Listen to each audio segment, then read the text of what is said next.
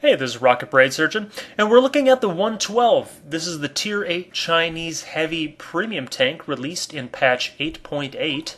And we're going to be taking a look at what the tank does well and where it comes up a little bit short. The greatest strength of the tank is definitely the upper front plate and turret. They're nearly impenetrable due to their thickness and slope.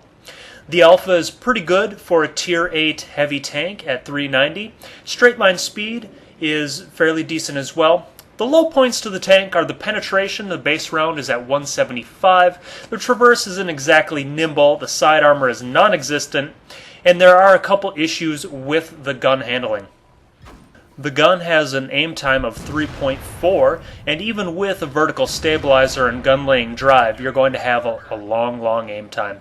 You better get used to bouncing, because at 175 for the base round, you will bounce and you will not pen as much as you'd like.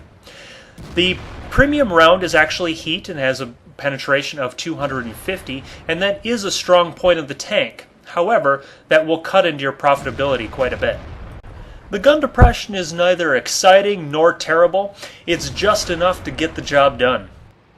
Adequate gun depression is important to have because you definitely need to hide the lower front plate of your tank. That is where you're most vulnerable from the front. Let's actually take a look at the tank's greatest strength, its armor layout. The upper front plate you can see is decently sloped and thick enough to bounce quite a few shots. The front of the turret is incredibly strong in addition to its slope. The side armor, while it does have that stretch of spaced armor, it's in purple, it is very thin and the rest of your sides do not bounce a single thing.